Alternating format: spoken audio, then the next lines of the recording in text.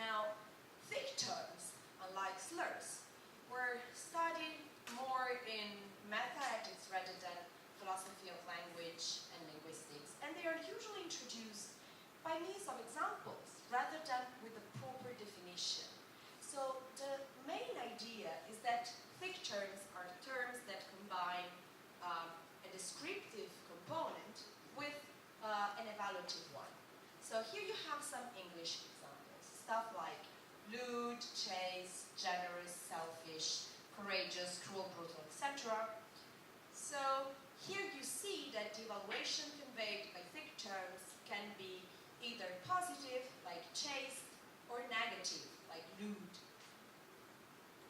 So here is the account I'm proposing. I developed this together with my supervisor, Isidora Stojanovic. So our idea is that the descriptive content of hybrid evaluative, so their truth condition, is just the same as the one of their paraphrase.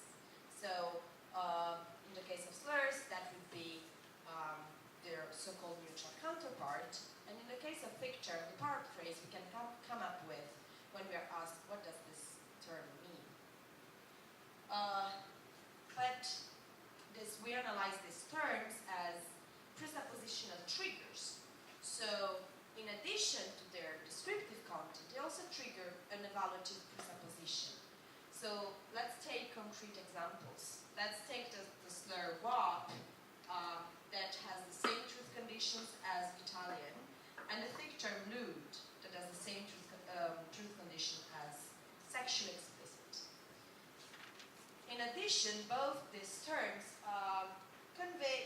trigger a presupposition.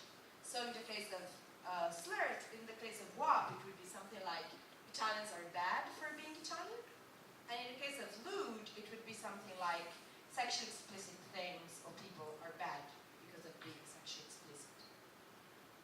So let's look for a moment at the evaluative content. So in the evaluative content, we see the occurrence of so-called thing terms, so stuff like good and bad.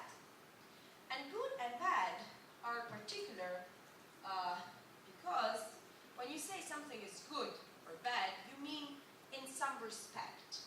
So there is a certain dose of context sensitivity in there, and the context sensitivity of good and bad that occur in the evaluative content of the presupposition explain why you can say things like Madonna's show was lewd, but it was a remarkable dancing performance.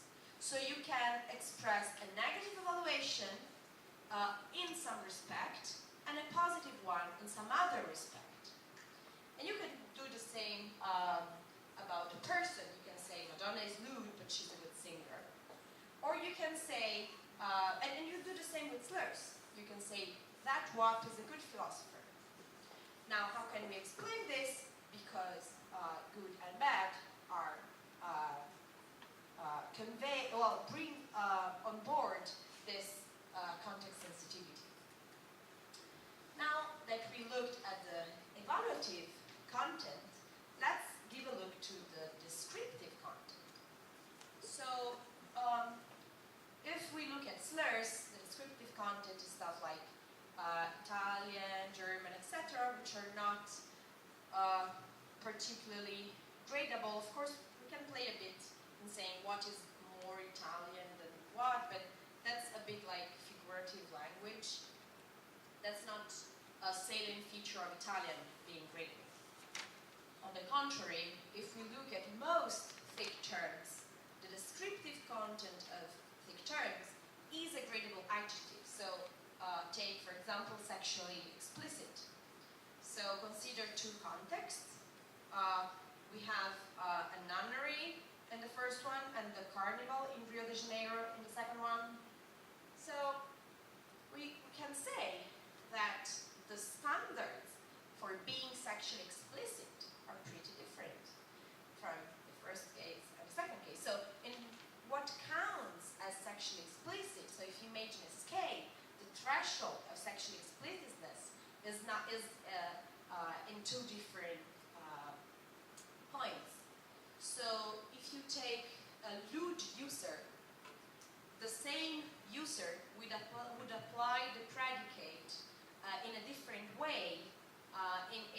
situation.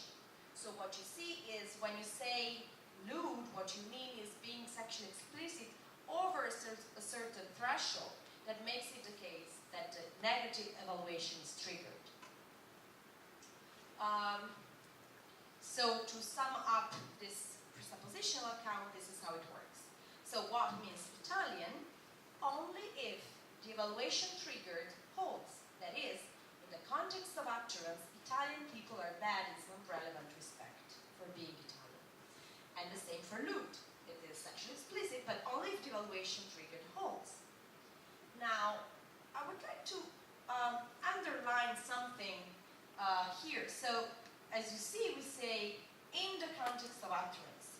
This is a stronger prediction than it could seem, because, well, the terms that are mostly known for being always referred to the context of utterance are indexicals.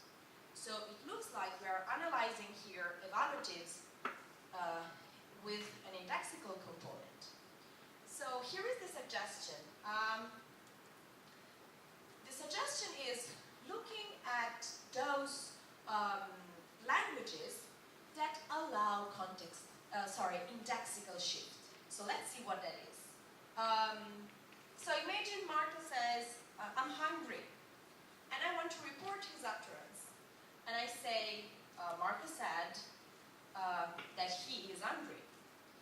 And this works like this in Italian, English, German, Romanian. I don't know how many languages we speak here, but I would say in most languages. But there are a few languages where in order to say Marco said that he is hungry, you actually say, Marco say, I am, meaning he is, hungry. So you might wonder now, where are we? I got distracted 1 second. We were talking about slurs and now it's all about indexicals. Where are we? So the idea is that if some languages can shift indexicals, and indexicals are also, in that case, indexicals are not always referred to the context of utterance, it might be the case that in those languages, the derogatory content of slurs, or let's say in general, the evaluative content of evaluatives can shift from the speaker of the context of utterance to someone else. So the idea is that in English, if John says the chair is a wop, and then Michaela wants to report what John said, and she says, oh, John said the chair is a wop. Even if Michaela does not have anything against Italians, she would sound Italophobic, if that is a word. So the idea with looking at indexical shifting languages is to check if in those cases Michaela could actually say that without sounding Italophobic. So let's see. This is an example from Turkish. I was lucky enough to find a Turkish linguist working on indexical shift in Turkish. So here is the story. There is this guy, homophobic Kevin. He's talking with Denise, who is actually a very nice guy. And he says, Alexis Ibn, meaning Alexis is a faggot.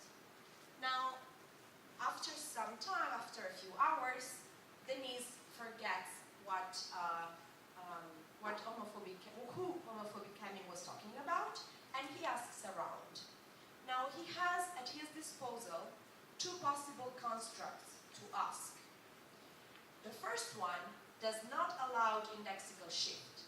So, under this respect, it's just like Italian, English, German, etc. The second one does allow indexical shift. So the second one is the one that is just peculiar to Turkish, the one we are interested in. And the interesting contrast is that if Denise uses the first construct, he gets a speaker-oriented reading. So the one just like English where you sound homophobic. On the other hand, if he uses the second construct, the one that allows indexical shift, he gets a non-speaker-oriented reading. So it would be the case where Denise can utter this sentence without sounding homophobic. Now, of course, this data have to be replicated, and we have to test a lot of subjects, etc. But there is nevertheless a clue that there might be something indexical going on with slurs, in the sense that the derogatory content tends to refer to the context of utterance. Okay, so now I'd like to move on and give a look to three aspects of the account I presented. So the first one is projection, but we already talked a bit about that. So being the evaluative content a presupposition, we expect it to survive under semantic embedding. So if you have that Madonna's show is lewd, if this presupposes that things that are sexually explicit over a certain threshold are bad, now you will have that this content survives also under negation, in question, modals, conditional, etc. So if you ask, is Madonna show lewd? You're still acknowledging that things that are sexually explicit over a certain threshold are bad. And the same goes with slurs. We already saw that. So if you say like, if Madonna is a wop, blah, whatever blah is, you're still endorsing the idea that Italians are bad for being Italian. So the second interesting thing of the presuppositional account concerns complicity, because so we just saw that the evaluative content is always there, even if we embed it, fine, but what happens exactly in conversation?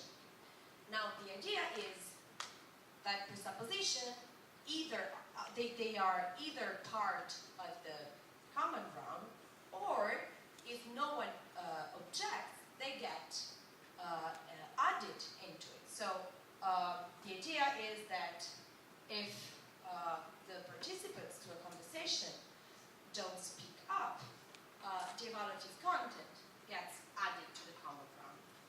So this would account for this idea that we have that when a slur is uttered, everyone in a conversation is responsible for it. And the same would go with evaluative, with thick terms, in the sense that they bring about a certain perspective, but we will get back to that in a second. So before that, note that is crucial to determine what is presupposed exactly. So in the case of slurs, there are basically two options that have been considered. So the second one is the one defended by Philippe Schenker. So Philippe's idea is that what a slur presupposes is something about the agent. So it's something like the agent believes that Italians are bad for being Italian, etc. But if you go that way, it's not that easy to understand how to explain complicity. On the contrary, if you go for the first one, so if you say that a slur presupposes that Italian are bad, well, WAP presupposes that Italian are bad for being Italian, then you explain why it would be problematic for a speaker to not say anything when the slur WAP is used. So now we can wonder, okay, so fine, everyone is responsible, what a tragedy, but how can we reject the evaluative content of slurs? Of course, not through denial. So Robin said that already, so we're not spending much time on it, but just let's see that in the case of thick term, if someone says Madonna's show was lewd, if you say no it wasn't, or no it wasn't lewd, you are not denying that sexually explicit things are bad, or things that are sexually explicit over a certain threshold are bad. You're only denying that Madonna's show was one of those. And the same with slurs, we saw that already. So, and then I started wondering, okay, but in actual conversation, what do we do? I mean, if you look at the theory, it seems like a tragedy when a slur is uttered, like there is no possible way out. So I tried looking into corpora to see what we do exactly. I'm not extremely happy with what I found. I found that we tend to go metalinguistic. We don't really know what to do. We just react like, don't say that word. So here are some examples. So they are from the Corpus of Contemporary American English. So A says, I understand black culture. I grew up around black people all my life. If the truth be told, I probably know niggers better than you, Monsieur de la Croix. And B says, I would prefer you not to use that word in my presence. So there is just a prohibition on the use of a word. Second strategy here is correction. So A says, you think he's a fag, and B corrects A by saying, you think he's gay. Last case, it's a sort of correction where you accept the descriptive content, but you don't want to really endorse yourself the evaluative one. So A says, I heard he was a fag, and B says, historians don't generally put it quite that way. But yes, Da Vinci was homosexual. And we can find similar cases with thick terms. So this is from the trial of Oscar Wilde. There is this lawyer who wants to ask Oscar Wilde whether a certain story with some relationship between a priest and a child should be considered blasphemous. And Oscar Wilde doesn't answer. So he keeps like finding ways not to answer. And the lawyer insists until the point where Oscar Wilde just says, so the word blasphemous is not a word of mine. Why? Because he didn't want to say yes. But if he said no, he would admit that something could be possibly blasphemous. So in order to object to the evaluative content that you have there, you have to sort of reject the whole expression. So the only example that I found of proper articulation of the evaluative content is not from actual speech case. It's in a sort of pedagogical context. So it was a piece of advice about how to respond to homophobic slurs. And this is what you are suggested to say. What you just said was really inappropriate because you're implying that there is something wrong with being gay or lesbian when there isn't. So I was very happy when I found it, but of course this is not actual speech. This is something more artificial. It's how we reason about what we should say. So we have something to ask ourselves, that is, why we hate articulation, why we don't do that in real cases. So the first explanation, I would say, is that evaluation might just have a certain ineffable content. So we're just very frustrated when we are forced to paraphrase it. We feel like we don't do the job properly. The second thing is that, and that was just a gift for Italian-speaking audience. That is a famous poem from Normale. Yeah, read it, it's great. So second reason, to reject the presupposition, you have to retrieve it and then reject it, which is cognitively costly, but also socially costly, because you have to give up cooperation, you have to stop the conversation and protest, which is something that you would not do if you are 100% cooperative. Then lastly, and this is just for slurs, not for thick terms, slurs are taboo words. So maybe it's just easier to prohibit their use rather than stay there and arguing what's wrong with them, etc. Okay, so last remark on this theory, reference and failure. So take the sentence, Bianca is a WAP. According to some authors, WAP means Italian and bad because of that. Now, since no one is bad for being Italian, the predicate is empty. The result is that Bianca is a WAP is false, no matter if I am Italian or not. according to some other authors, Bianca's is technically speaking true. But this being true is different from being assertable. So we're not saying anything moral in saying that Bianca's is true as long as I am Italian, because it doesn't mean that it is assertable. Some other authors further, they say, no, so this is just the wrong question to ask. So slurs are just not apt to be true or false, so you should not even ask this question. Now, the presuppositional account has a fairly neat answer to the question whether Bianca's is true or not. So the answer is, if the evaluation conveyed by slurs holds in the context, then you should just look at the descriptive content. So if I am Italian and the evaluation holds, then it is true. Now, again, notice that it's crucial exactly what are we presupposing here. If we are presupposing that the agent believes that Italians are bad, then the evaluation withholds whenever the speaker is sincere in being a racist. But this is not the option I would go for. So with the option I would go for, I have a huge issue to solve. Because if what is presupposed is that Italians are bad for being Italian, I have to answer the question, how do we establish when this evaluation can hold and when not? Now with slurs it seems pretty easy. Of course it's always wrong, no one is racist here. Fine, but what about thick terms, like take brave?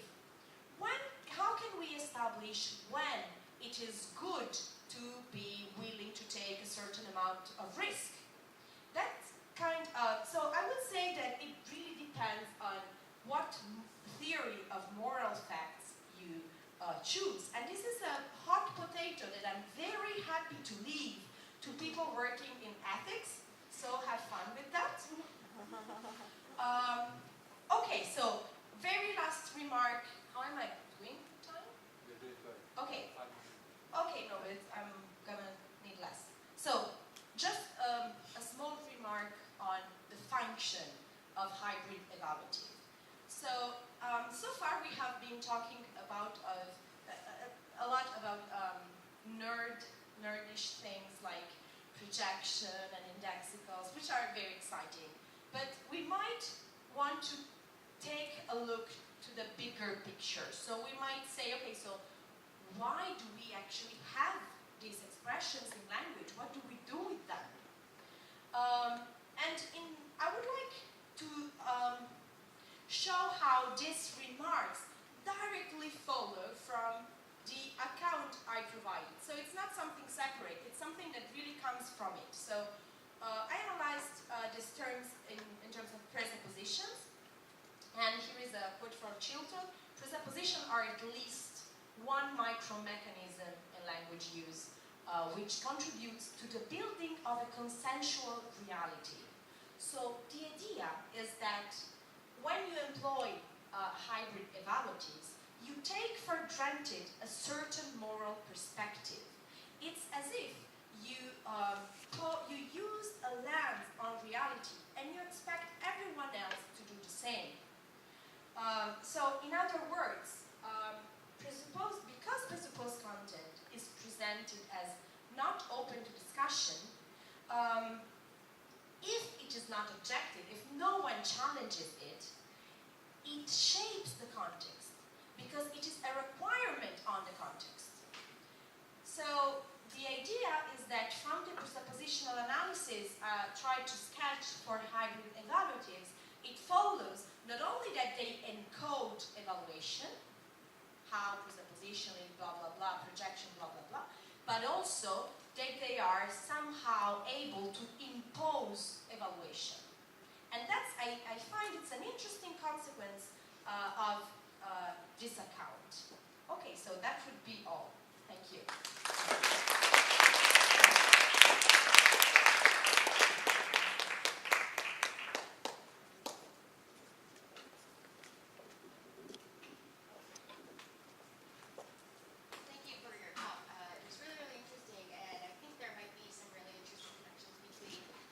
What you're kind of putting forth and what the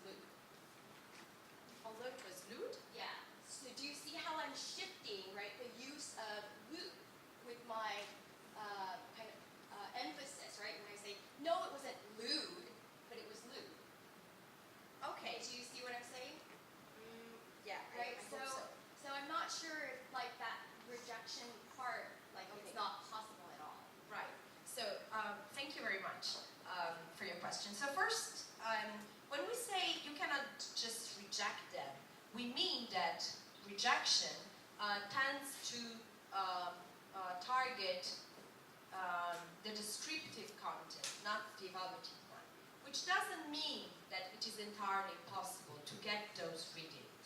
Nevertheless, when you get those readings, you typically have a metalinguistic interpretation of the term. So when you say it isn't lewd, you are forcing through prosody a metalinguistic interpretation where you're objecting to the way a certain word is used. And with your follow-up, you propose another way of using the term. That is not, in that case, I would say, it's not the literal use. It's a sort of other use where lewd counts as good. Is that what you had in mind? It's more like the descriptive use, right? So it should be without evaluation, the second use. Yeah, so another example that you gave was the difference between, certain these shifts in context, but who did Kevin say was a faggot, right? Yeah. And then it was who did Kevin say was a faggot. So there's the first use which seemed to have the evaluative content in it, and then the second was, which, it kind of used the neutral form, I guess, of the semantic content of the word. Right? So it seems that if I use, I could say, right, kind of reject the value content by using the phrase or term in a evaluative way, reject that, and then comparing it to, here's a way of using it descriptively. Okay, so in that case, you don't use it descriptively. It's not as if you said homosexual. It's just that you have a grammatical device to make it clear that this derogatory content is not to be ascribed to you, but to the reported person. Yeah. So you don't use a descriptive... It seems, so it is, would you say that it is using this quote-unquote slur without the evaluation aspect? It's using it, it still triggers the evaluation, it's there, nothing cancelled it, but this evaluation is ascribed to someone else rather than the speaker. Yeah, I'm not sure if that's...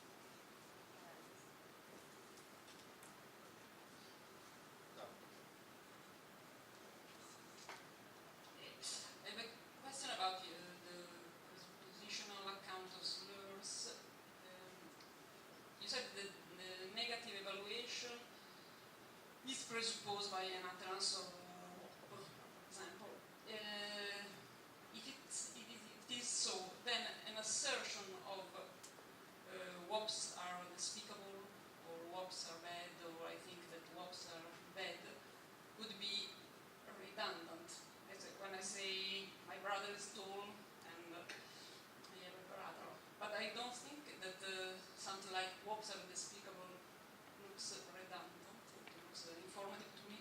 And also, maybe there is a difference with the thick terms, where the evaluation can't be asserted without redundancy. You cannot say Bianca's behavior was cruel and bad, it looks redundant, or Bianca's behavior was brave and good, it looks redundant to me. So I think that there could be a difference between slurs and thick terms. Right. So about the first thing you said, the fact that a content is presupposed, so the feature of being, the feature of having the possibility to be repeated without redundancy doesn't depend on being presupposed or not, rather on being expressive or descriptive. So expressive content, evaluative content, has this feature of being repeatable without redundancy. So you can say that bad book. You can say that, but you cannot say that bad book. So you're right, entirely right, but that's not a problem because it doesn't come from being presupposed. We don't expect, because it's presupposed, that it should be redundant, because what is presupposed is actually evaluative. So we're okay with that. We're less okay with the second thing you were mentioning. So, so you were saying, okay, so we answer the non-redundancy with slurs by saying that it's normal, it's evaluative, but how do we explain then the fact that in thick terms we have a redundancy? So my intuition was that you could say something like the show was bad and lewd and cruel. I have the impression you can say that. On the other hand, examples you provide, something like the show was lewd and bad, it's slightly weird. If I get a reading where it works, it's a reading where you want to underline bad under different respect.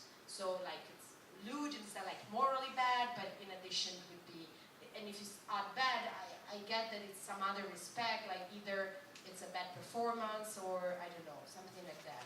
But I have to think about it because it's tricky, because the respect under which we interpret bad can change. So yeah, thank you.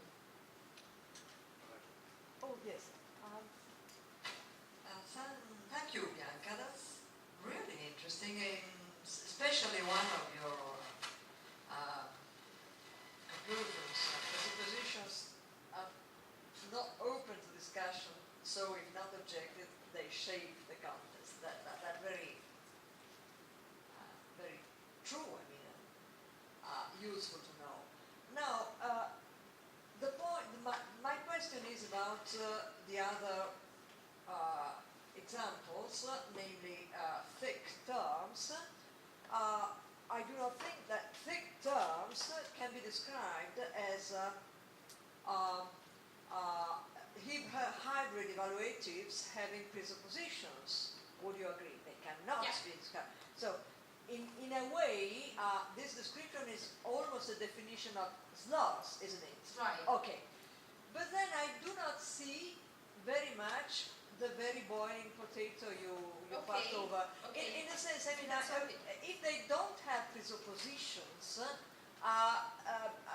they can apply truly or falsely, but I don't see any. Right. No, sorry. They do have. So the idea would be that for both slurs and thick term, you have a descriptive content that does not suffice to present the whole meaning. So in both cases you would have, for WAP you would have Italian, and for lewd you would have sexually explicit. But lewd is not just sexually explicit, it's sexually explicit plus sexually explicit things are bad because of being so. So you would have a presupposition there just as you have it with slurs. So the idea, and I was asked before, do you consider slurs as thick terms? So, and I didn't know what to answer because what I'd like to say is that both slurs and thick terms, they have a common mechanism that is having a descriptive content, but in addition presupposing an evaluation. And the reason why they have this power of shaping context is that is because they rely on this very mechanism. Then of course there are several differences that I hadn't time to mention, but yeah, so let's say the mechanism is common. Thank you. Thanks, Roberto. About the fact that people often don't articulate the reason why they reject a slur that someone used. You presented three possible explanations, and a fourth one came to my mind, but maybe there is some reason to reject that possible explanation. So what came to my mind is maybe we don't articulate because we don't need to articulate the reason why we reject a slur, and that is because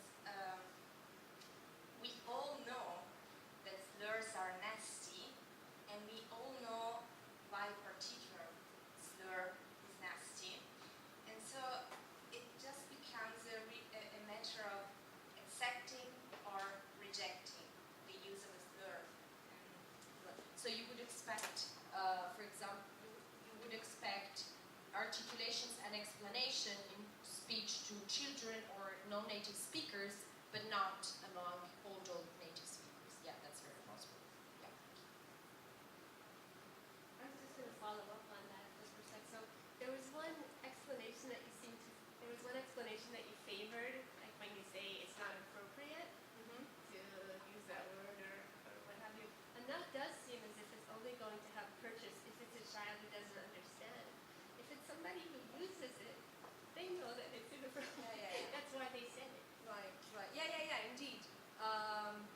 So the idea would be saying, one, you have evaluative content rather than descriptive. We don't assume the speakers to just be wrong in a way that can be fixed. So if you say Margarita stopped smoking and you're assuming that she used to smoke, but that's not true. I can inform you that she actually never smoked. I can fix your knowledge. In the case of evaluation, the idea would be that I cannot fix your knowledge just by saying, well, you know what, you're wrong about Italians. They're actually normal people. Yeah. I was interested in your the point that you picked up on the social and cognitive cost of slurring. That's, I think, a fascinating story in a way that in what situations we will be tempted to allow our race beliefs or hide them. So, and I'm interested how you would elaborate on what presupposition account has to say about that, but it's interesting that like people of low racial prejudice are significantly more likely to be discriminatory if they live, say, in a society where there are lots of bigots around. So there is a social cost that they will be disapproved. And on the other hand, like bigots can remain silent about their beliefs so as to avoid social disapproval in a society where they know that is not okay. And so there is social pressure as to whether you would go as you were out there in the open, or you would hide your. So what this presupposition has the same thing. Right. So it is probably a non-orthodox way to apply the theory of common ground, but it does work, or at least it looks like. In the sense that, so in the theory of presupposition, you have that when a presupposition, so either a presupposition is already part of the common ground, or it gets added to it if it is considered acceptable by everyone in the audience. And on the other way, if you look at it in the other way around, if no one says anything, it means that everyone accepts it. So this little feature of presuppositional theory in general doesn't have to do anything with evaluatives. It's telling about how we use evaluatives. So there is some debate about how this is linked to testimony, because it looks like you are like infecting people by using a slur, but there is a crucial difference, namely that if this is related to what Robin was saying before. So when I tell you, I can inform you that I have a brother by saying, so I'm having dinner with my brother. You didn't know that before, now you know. I just informed you that I have a brother. On the other hand, if I use the slur what, I don't inform you that Italians are bad because of that. So it's not that, so it does have this shaping power because